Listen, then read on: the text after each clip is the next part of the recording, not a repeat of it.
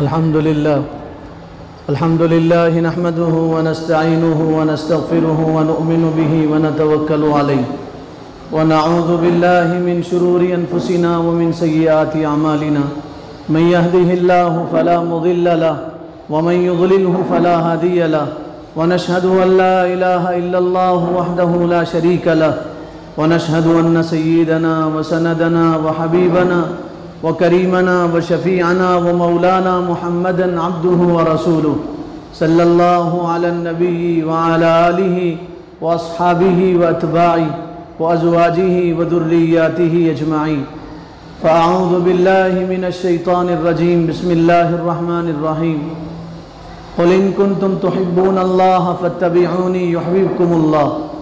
وقال النبي صلى الله عليه وسلم من أحب سنتي فقد أحبني ومن أحبني كان معي في الجنة او كما قال علیہ الصلاۃ والسلام.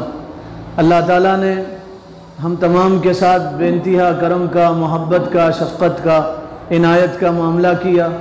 اس نے جمعہ کی ان مبارک گھڑیوں میں اپنے پاک بارگاہ میں حاضری کی توفیق عطا فرمائی. دعا کیجیے اللہ تعالیٰ ہم سب کے حاضر ہونے کو، جمع ہونے کو، مل بیٹھنے کو، سننے سنانے کو، اس کے بارگاہ میں سجدہ ریز ہونے کو قبول فرما لے. اور دعا کیجیے مسجد کے باہر قدم رکھنے سے پہلے اللہ ہم تمام کو اپنے نیک بندوں میں شامل کر لے. ربیع الاول کا مبارک مہینہ ہے. ربیع الاول اسلامی سال کا تیسرا مہینہ. اسلامی سال محرم سے شروع ہوتا ہے اور ربیع الاول یہ اسلامی سال کا تیسرا مہینہ ہے. ربیع اصل میں عربی میں بہار کو کہا جاتا ہے. ربیع اصل میں عربی میں بہار کو کہا جاتا ہے. پھول کھلنے کا موسم، بہار کا موسم، پتے لگنے کا موسم، اس کو ربیع کہتے ہیں. ربیع دو ہیں، ربیع کے مہینے دو، ربیع الاول، ربیع الثانی.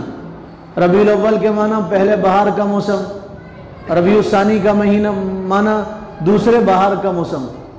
اس مہینے میں بہار آتی تھی، بہار کھلتی تھی. اس مہینے میں پھول کھلتے تھے، پتے لگتے تھے، کسان خوش ہو جاتے تھے اس مہینے میں. اسی مہینے میں کائنات کے سردار رحمت للعالمین شفیع المذنبین دنیا میں تشریف لائے. اسی مہینے میں آپ دنیا میں تشریف لائے. حضور صلی اللہ علیہ وسلم آپ پوری انسانیت کے لیے بہار بن کے آئے. پوری کائنات کے لیے آپ بہار بن کے آئے. پوری دنیا کے لیے، زمین و آسمان کے لیے، جن و انس کے لیے، پوری مخلوقات کے لیے رسول اللہ صلی اللہ علیہ وسلم اسی مہینے میں بہار بن کے آئے. آپ آئے تو زمانے کے مقدر جاگے. آپ آئے تو زمانے کو روشنی ملی. آپ سے پہلے زمانہ انتہائی جہالت کی زندگی گزار رہا تھا. زمانے میں جہالت تھی. انسان وہ کام کرتے تھے جو حیوان نہیں کرتے تھے.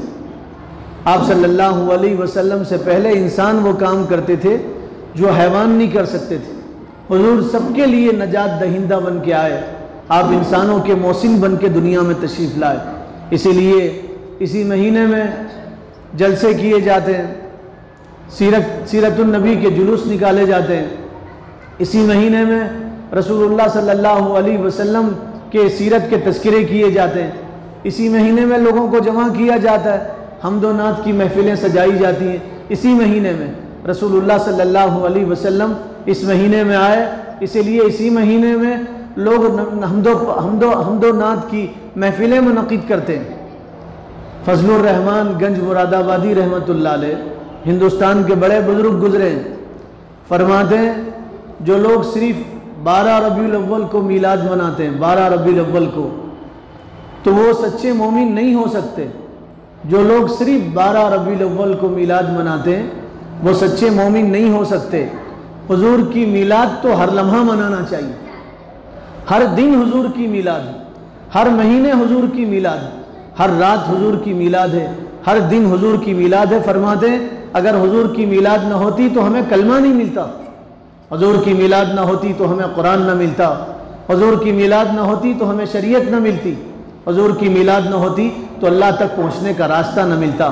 حضور کی میلاد نہ ہوتی تو ہمیں دین نہ ملتا، صحابہ نہ ملتے، اولیاء نہ ملتے، حدیث کی کتابیں نہ ملتی اور دین کا ذخیرہ نہ ملتا.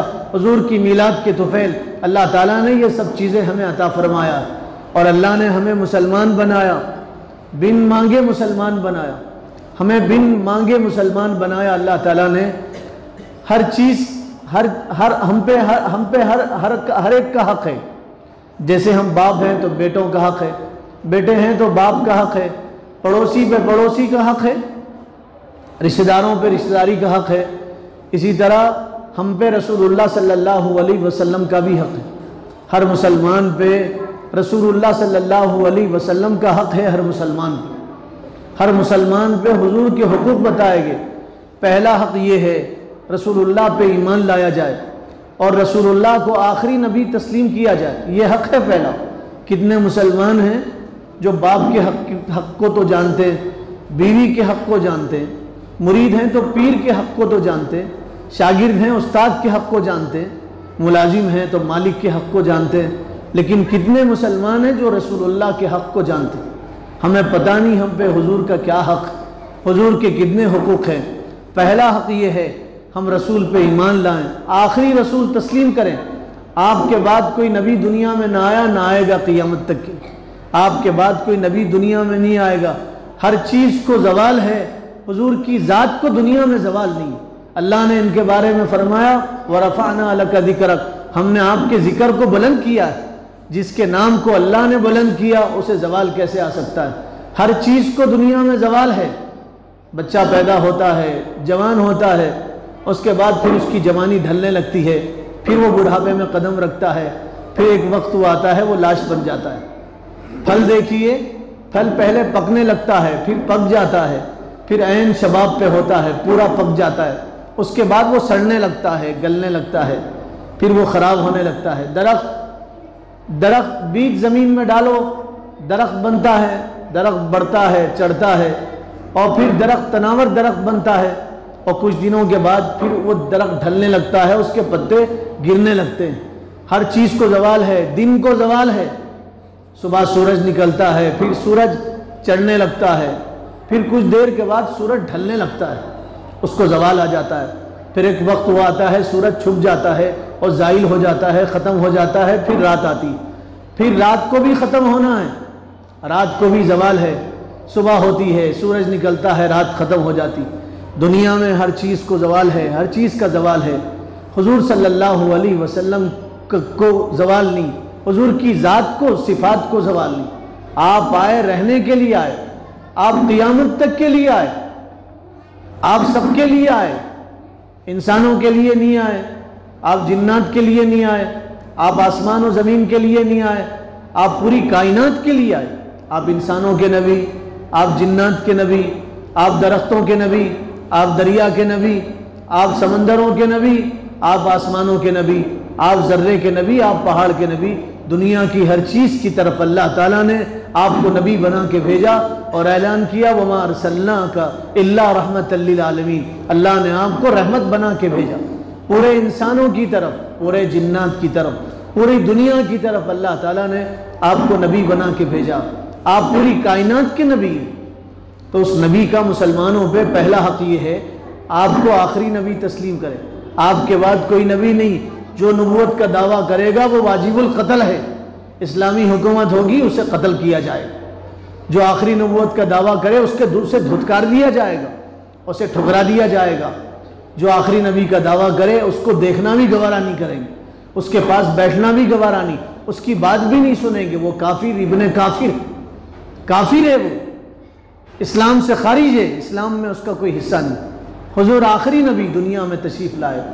نبوت کا دوسرا حق یہ ہے مسلمانوں پہ کہ آپ سے محبت کی جائے اور آپ کی اطاعت کی جائے، حضور سے سچی اطاعت کی جائے، سچی محبت کی جائے۔ محبت اطاعت کا دوسرا نام ہے، محبت اطاعت کا نام ہے محبت۔ باپ گھر میں پڑا ہے اور بیٹا باپ کے پیر دبا رہا ہے اور یوں کہہ رہا ہے مجھے ابا جان سے بہت محبت ہے۔ باپ کہہ رہا ہے بیٹے محبت ہے تو میڈیکل سے دوا لے کے آؤ، گولی لے کے آؤ، میں بیمار ہوں۔ تو بیٹا کہہ رہا ہے میں دوا نہیں لا سکتا لیکن مجھے آپ سے بہت محبت ہے۔ یہ محبت نہیں ہے، عداوت ہے۔ یہ مومنانہ شان نہیں ہے، منافقانہ بدبختی ہے۔ باپ سے کہہ رہا ہے میں دوا نہیں لا سکتا، باپ کہہ رہا ہے محبت ہے تو پانی لاؤ، مجھے پیاس لگی ہے، ایک گلاس پانی لاؤ۔ تو بیٹا کہہ رہا مجھے آپ سے بہت محبت ہے لیکن میں آپ کے لیے پانی نہیں لا سکتا۔ اس کو محبت نہیں کہتے، اس کو منافقت کہتے۔ باپ سے محبت ہے تو آدمی باپ کی اطاعت کرے گا، اس کی بات مانے گا، اس کے لیے پانی لائے گا، اس کے لیے دوا لائے گا، اس کی پوری خدمت کرے گا۔ باپ جو کہے گا وہ اس پہ عمل کرے گا۔ محبت کا تقاضا اطاعت ہے۔ ایک مرتبہ پروانہ اڑتا ہوا آیا، پروانہ آیا شمع کے پاس، آگے کہنے لگا مجھے شمع سے محبت ہے، شمع سے عشق ہے، مجھے میں شمع کا عاشق ہوں۔ تو کسی نے کہا اگر تو شمع کا عاشق ہے تو عاشق تو پروانہ وہ ہوتا ہے جو شمع میں جل جاتا ہے، عاشق جل جاتا ہے، شمع پہ مٹ جاتا ہے، قربان ہو جاتا ہے۔ پھر وہ پروانہ اڑتا ہوا گیا اور شمع پہ نثار ہوا اور اس نے اپنی جان دے دی۔ محبت کا تقاضا یہ ہے کہ آدمی اطاعت کرے، اطاعت کرے۔ محبت کسی جلوس کا نام نہیں ہے، محبت کسی جلوس کا نام نہیں ہے، محبت کسی جلسے کا نام نہیں ہے۔ جو لوگ ایک وقت جلسہ کر کے سمجھتے ہیں کہ ہم محبت کا حق ادا کر رہے ہیں وہ محبت میں جھوٹے ہیں۔ جو لوگ ایک دن جلوس نکال کے سمجھتے ہیں ہمیں رسول اللہ سے محبت ہے، وہ محبت نہیں ہے، وہ منافقت ہے، وہ عداوت ہے۔ محبت کسی بیٹھک کا نام نہیں ہے، محبت کسی کتاب کا نام نہیں ہے، محبت چیخ و پکار کا نام نہیں ہے، محبت نعرے بازی کا نام نہیں ہے، محبت پھرارے لگانے کا نام نہیں ہے، محبت گلا پھاڑنے کا نام محبت نہیں ہے۔ محبت تو اطاعت سکھاتی ہے، ماننے کا نام محبت ہے، اطاعت کا نام محبت ہے۔ جو رسول اللہ نے کہا اس کو ماننا یہ محبت ہے۔ حضور نے جس سے رکنے کو کہا اس سے رک جانا یہ محبت ہے۔ ما آتاکم الرسول فخذوہ وما نہاکم عنہ فانتہوا۔ اللہ اعلان فرما رہے ہیں نبی جو کہیں وہ کرو، نبی جس سے روکے اس سے رک جاؤ، اس کو محبت کہتے ہیں۔ حضور کی اطاعت ہی محبت۔ محبت ایک وقت کی بیٹھک کا نام نہیں ہے، محبت لائٹنگ ڈالنے کا نام محبت نہیں ہے، گھروں کو سجانے کا نام، چراغاں کرنے کا نام محبت نہیں ہے۔ ایک صاحب کل مسجد میں لائٹ لگا رہے تھے تو میں نے ان سے پوچھا کیوں لگا رہے ہیں؟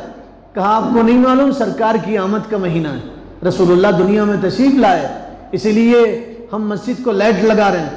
میں نے کہا رسول اللہ دنیا میں تشریف لائے بہت خوشی کی بات ہے، لائٹ لگانا چاہیے۔ حضور دنیا میں تشریف لائے، آپ مسجد میں کتنی مرتبہ نماز کے لیے آتے ہیں؟ کتنی مرتبہ آپ مسجد میں نماز کے لیے آتے ہیں؟ وہ صاحب صرف جمعہ میں نماز کے لیے آتے ہیں، 5 وقت نہیں آتے اور مسجد میں لائٹ لگا کے سمجھ رہے ہیں محبت کا حق ادا ہو گیا۔ نہیں، محبت کسی ایک وقت کی بیٹھک کا نام نہیں ہے، محبت نام ہے اطاعت کا، فرما برداری کا، بات ماننے کا۔ آپ صحابہ کی زندگیوں کو پڑھیے اور مطالعہ کیجئے تو آپ کو پتہ چلے گا وہ سچے عاشق رسول تھے۔ ہماری طرح زبانی جمع خرچ ان کی زندگیوں میں نہیں تھا، سچے عاشق رسول تھے۔ حضور نبوت کی شمع پہ، رسالت کی شمع پہ یہ پروانے انہوں نے اپنی جان دے دیا تھا۔ حضور کے ابرو کا اشارہ ہوتا تھا، ابرو کا، آنکھ کا اشارہ نہیں، ہاتھ کا اشارہ نہیں، زبان سے آپ کچھ نہیں کہتے تھے، آپ کے ابرو کا اشارہ ہوتا تھا، صحابہ جان دینے کو تیار ہو جاتے تھے۔ وہ تھے سچے عاشق رسول۔ ایک صحابی ہیں خریب، ان کا نام ہے خریب، حضرت خریب رضی اللہ تعالیٰ عنہ، حضور سے سچی محبت کرتے تھے، عاشق رسول تھے، حضور کی مجلس میں بیٹھتے تھے۔ ان کے غائبانے میں رسول اللہ نے فرمایا صحابہ سے خریب اچھے آدمی ہیں، 2 چیزیں ان کے اندر بری ہیں۔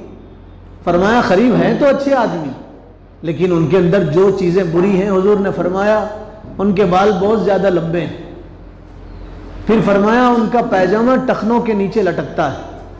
بال لمبے ہیں، ان کا پیجامہ لمبا ہے، ان کی ازار لمبی ہے، ٹخنوں کے نیچے ان کا پیجامہ لٹکتا ہے۔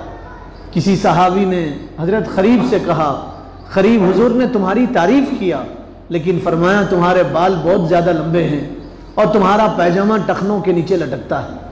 حضرت خریب نے جب سنا جس وقت سنا اسی وقت حجام کے پاس گئے، حجام سے کہا میرے بال کاٹ دو۔ دیر نہیں کیا، ٹال مٹول نہیں کیا، ہلا حوالہ نہیں کیا، یہ نہیں کہا کل کاٹوں گا، پرسوں کاٹوں گا، کچھ دن کے بعد کاٹوں گا، ابھی تو حضور سے میں نے ڈائریکٹ نہیں سنا، حضور سے ڈائریکٹ سنوں گا اس کے بعد کاٹوں گا۔ ہم ہوتے تو ہیلے حوالے کرتے، اسی وقت گئے حجام سے کہا میرے بال کاٹ دو۔ بال کٹنے کے بعد آپ درزی کے پاس آئے، ٹیلر کے پاس، اس سے کہا میری ازار کاٹ دو۔ ٹیلر نے کہا بعد میں کاٹ دیں گے، کہا نہیں ابھی کاٹ دو، میری ازار کاٹ دو، میرا تہبند کاٹ دو، پیجامہ کاٹ دو۔ کسی نے کہا خریب اتنے جلدی کیوں کر رہے ہیں؟ کہا نہ میں ان بالوں کے ساتھ حضور کے سامنے جا سکتا ہوں، نہ ان بالوں کے ساتھ اللہ کے پاس جا سکتا ہوں۔ جن بالوں پہ اور جس پیجامے پہ رسول اللہ کی نظر پڑی اور حضور کو پسند نہیں ہے، میں ان بالوں کے ساتھ جنت میں نہیں جا سکتا، ان بالوں کے ساتھ رسول اللہ کے سامنے نہیں جا سکتا۔ جب وہ حضور کے پاس آئے تو حضور نے حضرت خریب کو دیکھا، دیکھ کے فرمایا خریب تم نے اچھا کیا، اپنے بال کٹوا دیے، اپنا ازار اوپر کر لیا، پیجامہ اپنا کٹوا دیا، ٹخنوں کے اوپر کر لیا، تم نے بہت اچھا کیا۔ یہ تھے سچے عاشق رسول۔ سنا حضور سے ڈائریکٹ نہیں سنا، حضور کی مبارک زبان سے نہیں سنا، کسی نے آپ کو بتایا حضور کی بات تو اسی وقت آپ نے اس پہ عمل کیا۔ یہ ہے سچا عشق۔ عشق آدمی کو اطاعت پہ مجبور کرتا ہے، آدمی اطاعت کرتا ہے، بات مانتا ہے۔ ایک صحابی ہیں جسامہ ان کا نام ہے، حضرت جسامہ رضی اللہ تعالیٰ عنہ، حضرت جسامہ ان کا نام ہے۔ ایک بادشاہ کے محل میں گئے اسلام کی دعوت دینے کے لیے، حق کا پیغام پہنچانے کے لیے، قرآن کا میسج عام کرنے کے لیے اس بادشاہ کے محل میں پہنچے۔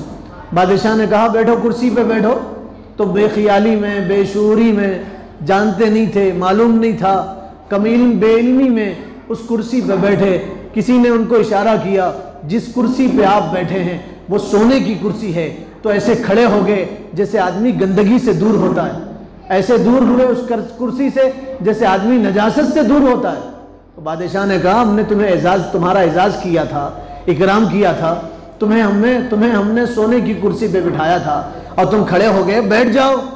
تو مسکرا کے فرمایا میں نے اپنے کانوں سے سنا ہے اور میرے آقا کی مبارک زبان سے سنا ہے۔ حضور نے فرمایا سونا مردوں کے لیے حرام ہے، مرد سونا استعمال نہیں کر سکتے، نہیں پہن سکتے۔ کیا عاشق تھے؟ فرمایا میں نے حضور کی مبارک زبان سے سنا، اپنے دھڑ کے کانوں سے سنا، جسم کے کانوں سے۔ حضور نے فرمایا سونا مردوں کے لیے حرام ہے، میں سونے کی کرسی پہ بیٹھوں گا تو رسول اللہ کو کیا منہ بتاؤں گا؟ حضور مجھ سے پوچھیں گے جسامہ تم محبت کے دعوے کرتے تھے اور بادشاہوں کے محل میں سونے کی کرسی پہ بیٹھتے تھے، تو بتاؤ رسول اللہ کا آمنا سامنا کیسے کروں گا؟ حضور کی شفاعت کیسے ملے گی؟ جام کوثر کیسے ملے گا؟ میں تمہاری سونے کی کرسی پہ نہیں بیٹھ سکتا، سونے کی کرسی پہ نہیں بیٹھے۔ اور یہاں دن بھر نعرے لگاتے ہیں، ان کے ہاتھ میں دیکھو سونے کی انگوٹھی ہے، سونے کا کڑا ہے ان کے ہاتھ میں، سونے کی چین ان کے ہاتھ میں۔ جس قوم کے نوجوان سونے کی چین پہنیں گے وہ باطل کے خلاف کیا تلوار اٹھا سکیں گے؟ ان کو بچپن سے یہ بتایا جا رہا نہیں تم چین پہننے کے قابل ہو، تم تلوار اٹھانے کے قابل نہیں، تم چین پہننے کے قابل ہو۔ کانوں میں چھدوا کے بالیاں پہن رہے، نوجوان بالی پہن رہے، لگتا نہیں عاشق رسول ہے، یہ رسول اللہ کا غلام ہے، امتی ہے۔ ایک صاحب سے 2 دن پہلے ملاقات ہوئی، کانوں میں بالیاں تھیں ان کی۔ ہم نے ان سے پوچھا یہ کیا ہے؟ یہ تو عورتیں پہنتی ہیں، عورتوں کے لیے ہے۔ تو کہنے لگے نہیں زمانے کا فیشن ہے، اور کہنے لگے مولانا آپ کو کیا معلوم یہ زمانے کا فیشن ہے؟ تجھے زمانے کا فیشن یاد رہا، رسول اللہ کی سنت یاد نہیں رہی، حضور کا فرمان یاد نہیں رہا، اللہ تعالیٰ نے قرآن میں حضور کے بارے میں کیا کہا یاد نہیں رہا، کل رسول اللہ کو کیا جواب دے گا؟ حضور کا آمنا سامنا کیسے کرے گا؟ حضور کے ہاتھوں جام کوثر کیسے ملے گا؟ لڑکیاں، بچیاں، عورتیں وہ کانوں میں بالیاں پہنتی، جوان کانوں میں بالیاں پہن کے گھوم رہے۔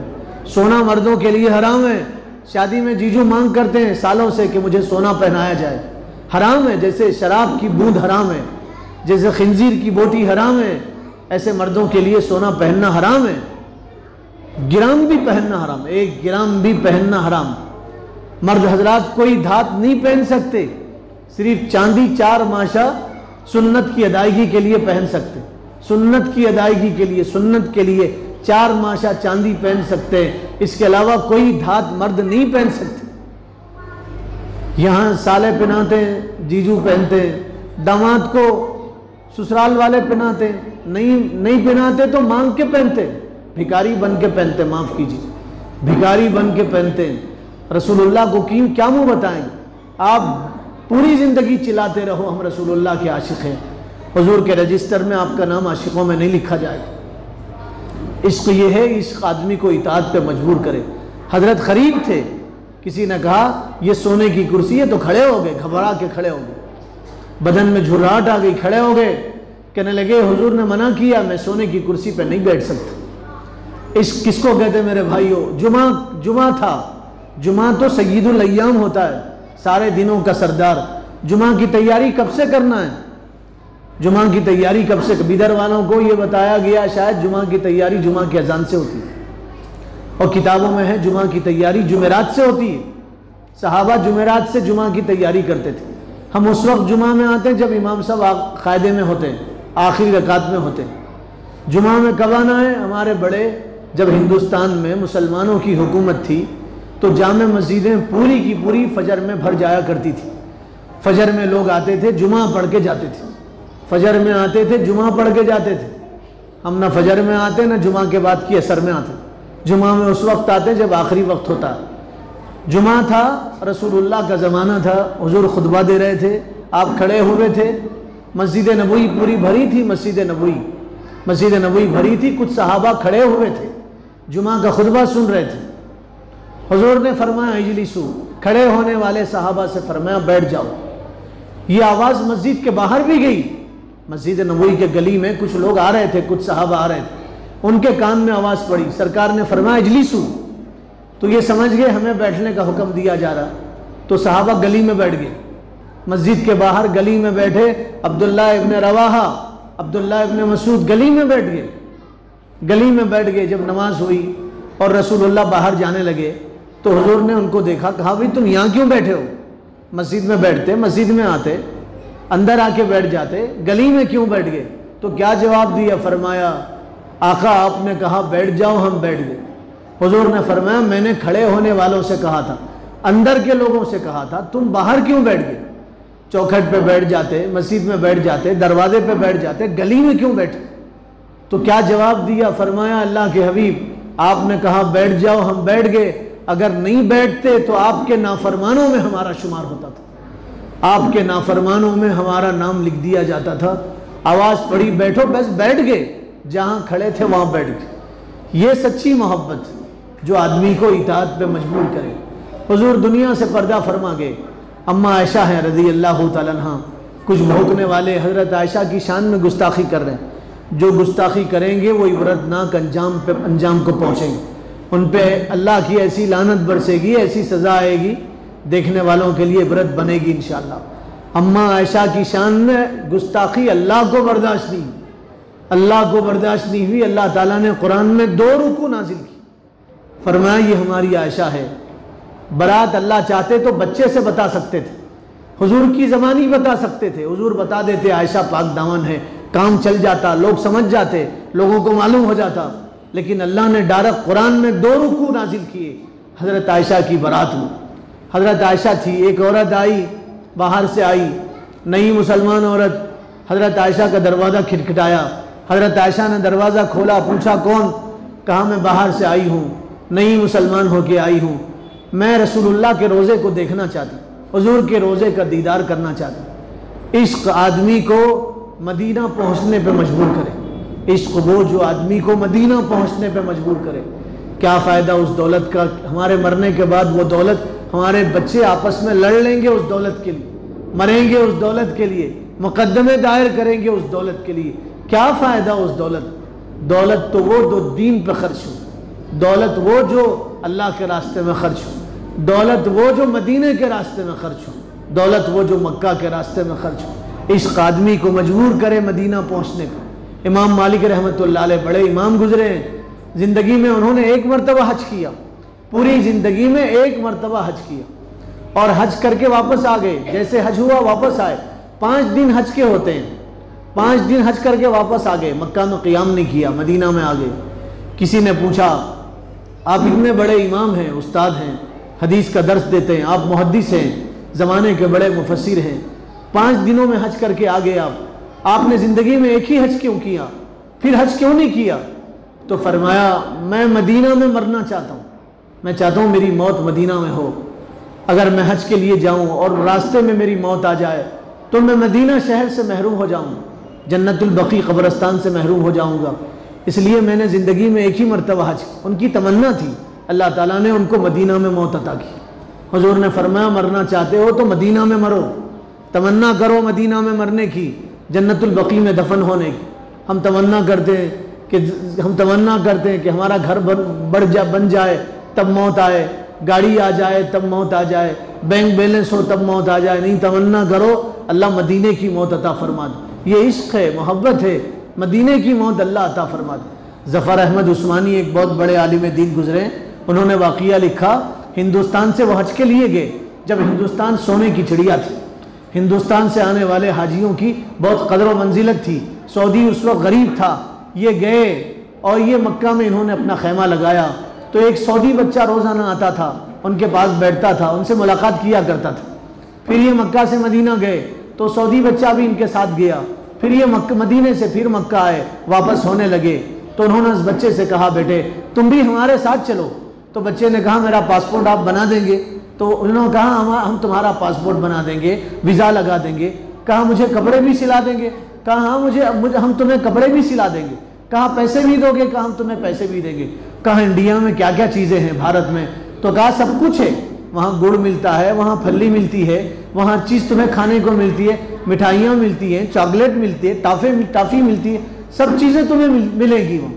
تو اس بچے نے مدینہ میں گنبد خضرا کی طرف دیکھا اور دیکھ کے یہ کہا چچا جان مدینے میں یہ بھی ملے، کہا ہندوستان میں یہ بھی ملے گا، گنبد خضرا بھی ملے گا، ہندوستان میں مکہ بھی ملے گا، خانہ کعبہ بھی ملے گا۔